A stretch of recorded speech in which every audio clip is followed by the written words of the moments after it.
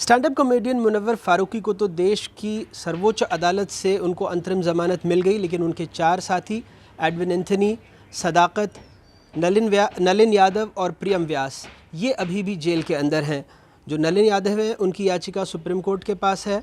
जो Edwin Anthony हैं 12 फरवरी को हाई कोर्ट में उनकी ज़मानत पर सुनवाई होगी। सदाकत उनके दोस्त जो उनसे मिलने के लिए आए थे और अगले दिन उनकी तस्वीरें पूरी सोशल मीडिया पर वायरल हुई थी जब कोर्ट परिसर के पास उनको कुछ वकीलों ने उनको पीटने की कोशिश की गई। बाद में उनका नाम भी एफआईआर में जोड़ा गया, वो भी जेल में हैं। उनके वकील ने सेशंस कोर्ट में दोबारा ज़मानत याचिका ये कहकर लगाई थी कि जो उनके मित्र हैं मुनव्वर फारूकी, उनको चूँकि बेल हो चुकी है, उनको ज़मानत मिल चुकी है, तो इनको भी ज़मानत दी जा सकती है। लेकिन जज साहब ने वो याचिका ठुकरा दी क्योंकि कहा कि ये पैरिटी पर नहीं है, क्योंकि जो मुनव्वर फारूकी को पर आरोप थे वो दूसरे थे और सदाकत पर आरोप दूसरे हैं।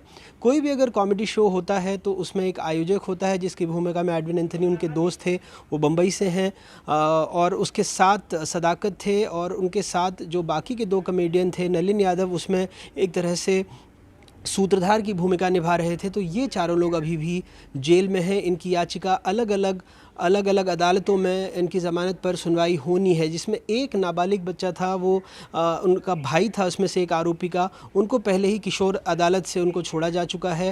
लेकिन कहीं ना कहीं अपने आप में जितना ही नाटकीय मामला रहा है उसी तरह की नाटकीयता जब अंतरिम ज़मानत मिल चुकी थी मुनव्वर फारूकी को, उसके बाद भी देखी गई उनकी रिहाई में। जब पहले जेल ने मना कर दिया ये कहकर कि जो प्रोडक्शन वारंट है प्रयागराज कोर्ट का वो लंबित है, लेकिन देर रात को लगभग 11:15 बजे उनकी रिहाई हो गई। उसके बाद उम्मीद ये जगी थी कि बाकी के लोगों को भी जल्द से जल्द ज़मानत मिल जाएगी, लेकिन अभी तक ऐसा हुआ नहीं है। हालांकि उनके वकीलों का यही कहना है कि देर सवेर उन्हें भी उम्मीद है कि उनके जो मुवक्किल हैं उनको अलग अलग अदालतों में ज़मानत मिल जाएगी। लेकिन इस पूरे वाक़ये ने देश में फिर से एक बड़ी बहस शुरू की थी अभिव्यक्ति की आज़ादी को लेकर, और इस तरह की जो टिप्पणियाँ की जाती हैं कई बार मजाक में, तो ये भी कहा गया कि क्या ये बिला वजह के विवाद होते हैं, इससे बचा जाना चाहिए अगर आप स्टैंड अप कॉमेडी भी करते हैं। लेकिन दूसरी तरफ दूसरा पक्ष ये था, उनका ये कहना था कि ये अभिव्यक्ति की स्वतंत्रता पर एक तरह से हमला है, कुठाराघात है,